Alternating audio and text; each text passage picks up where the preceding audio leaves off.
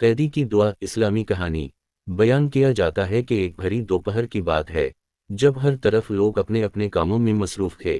ایسے میں مکہ کے بازار میں پکار ہوتی ہے جسے سن کر لوگ کثیر تعداد میں ایک ہی سمت چل پڑتے ہیں۔ سب کو متوجہ کرنے کے لیے ڈھول بجایا جاتا ہے۔ یوں معلوم ہوتا ہے کہ جشن کا سماں ہے۔ لوگ رنگ برنگی جھنڈے ہاتھوں میں لیے چہروں پر شیطانی مسکراہٹوں کے ساتھ بے چینی سے تماشا دیکھنے کے منتظر تھے۔ کچھ لمحے بعد مجمع کی نظر ایک شخص پہ پڑتی ہے جو زنجیروں میں جکڑ کر وہاں لایا جاتا ہے۔ مجمع کے افراد اس شخص کو اس حالت میں دیکھ کر خوشی اور مسرت سے نعرے بلند کرتے ہیں۔ ظلم و بے بسی کا عجیب منظر تھا۔ ظالموں نے اس پردیسی کو قتل کرنے کے لیے خاص اہتمام کیا تھا اور طے کیا تھا کہ اسے سولی پر لٹکا کر نیزوں سے ہلاک کریں گے۔ ابھی مجمع میں خوشی کی شادیاں بج ہی رہے تھے کہ دوبارہ سے ماحول میں خاموشی چھا جاتی ہے۔ اس قیدی کو لانے والوں نے قیدی سے پوچھا کہ کوئی خواہش ہو تو بتاؤ، وہ پوری کی جائے گی۔ مجمع کے لوگ سوچ رہے تھے کہ شاید قیدی امان مانگے گا یا شاید مال و دولت مانگے گا، مگر قیدی نے کہا کہ میری تو کوئی اور خواہش نہیں ہے، البتہ میں یہ چاہتا ہوں کہ 2 رکعت نماز پڑھنے کی مہلت دی جائے۔ قیدی کو مہلت مل جاتی ہے۔ قیدی وہیں پہ کپڑا بچھا کر قبلہ رخ ہو کر خشوع و خضوع کے ساتھ نماز کے لیے کھڑا ہو جاتا ہے اور اپنے رب کے ساتھ رجوع ہو جاتا ہے۔ نماز مکمل کرنے کے بعد لوگوں سے مخاطب ہو کر کہتا ہے کہ میں نماز میں زیادہ وقت صرف کرتا، لیکن پھر تم سمجھتے کہ میں موت سے ڈر گیا ہوں اور قتل کا وقت ٹال رہا ہوں، جبکہ ایسا بالکل نہیں۔ اس کے بعد یہ قیدی بڑی دلیری اور شجاعت کے ساتھ سولی کے نیچے کھڑا ہو جاتا ہے۔ بلند آواز سے وہ قیدی چند اشعار پڑھتا ہے اور دعا کرتا ہے کہ الہی ہم نے تیرے رسول کا پیغام ان لوگوں تک پہنچا دیا ہے، اب تو اپنے رسول صلی اللہ علیہ وآلہ وسلم کو میری خبر پہنچا دے۔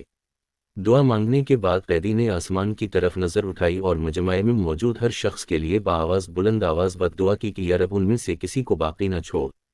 اس کے بعد قیدی نے پھندا گلے میں ڈال دیا اور موقع پر ظالموں نے دوبارہ قیدی کو ایک لالچ دیا کہ کیا تم چاہتے ہو کہ تم اپنی بیوی بچوں کے ساتھ اپنے گھر میں آرام کرو اور محمد کو تمہاری جگہ سولی پر لٹکا دیا جائے؟ یہ سن کر قیدی نے بڑے جوش و جذبے کے ساتھ جواب دیا، خدا کی قسم مجھے تو یہ بھی گوارا نہیں ہے کہ آپ صلوات وسلام کے پاؤں میں کانٹا چبھے اور میں آرام سے بیٹھا ہوں۔ بس یہ سننا تھا کہ ظالموں نے سولی کا رسہ کھینچ دیا اور قیدی کو پھانسی پر چڑھا دیا۔ اس موقع پر جبرائیل امین نے اس قیدی کا سلام رسول پاک پہنچایا۔ اس وقت حضرت محمد اپنے صحابہ کے ساتھ ایک جماعت کے درمیان تشریف فرما تھے۔ اچانک آپ پر وحی کی کیفیت طاری ہو گئی اور منہ سے بے ساختہ نکلتا ہے وعلیکم السلام یا خبیب۔ صحابہ کرام حیرت سے آپ صلوات وسلام کی طرف دیکھتے ہیں۔ آپ صلوات وسلام نے ان کی حیرت باندھ لی اور مخاطب ہو کر فرمایا کہ خبیب رضی اللہ تعالیٰ عنہ کو اللہ تعالیٰ کے دشمنوں نے قتل کر ڈالا ہے۔ یہ جبرائیل امین مجھے اس کا سلام پہنچانے آئے تھے۔ خبیب رضی اللہ تعالیٰ عنہ مدینہ کے ان خوش نصیبوں میں سے تھے جنہیں ہجرت کے قبل اسلام کی سعادت ملی۔ جنگ بدر کے 313 بہادروں میں آپ کا نام بھی شامل ہے۔ آپ نے اس غزوہ میں مشرکین کے ایک بڑے رئیس حارث بن عامر کو جہنم واصل کیا تھا۔ یہی آپ رضی اللہ تعالیٰ عنہ کے مسلمان ہونے کے ساتھ ساتھ دوسرا قصور تھا جس پر قریش نے آپ کو دھوکے سے قابو کر کے جس بدکرداری کا مظاہرہ کیا وہ کھلی شیطانیت اور بزدلی تھی۔ ایسا فعل تو عرب کے قومی روایتوں کے بھی خلاف تھا، مگر قریش کے مشرکین جوش انتقام میں بالکل اندھے ہو چکے تھے، اس لیے حضرت خبیب رضی اللہ تعالیٰ عنہ کو اس بے دردی سے شہید کیا گیا۔ حضرت خبیب رضی اللہ تعالیٰ عنہ کی شہادت کے چند دن بعد حضور اکرم نے چند صحابیوں کو ان کا جسد خاکی مکہ سے لانے کا حکم دیا۔ حضرت زبیر اور حضرت مختار رضی اللہ تعالیٰ عنہ نے مکہ پہنچ کر جب آپ رضی اللہ تعالیٰ عنہ کا خاکی سولی سے اتارا تو یہ دیکھ کر حیران رہ گئے کہ آپ کا جسم بالکل تازہ ہے، آپ کے زخموں سے ابھی تک خون ٹپک رہا ہے۔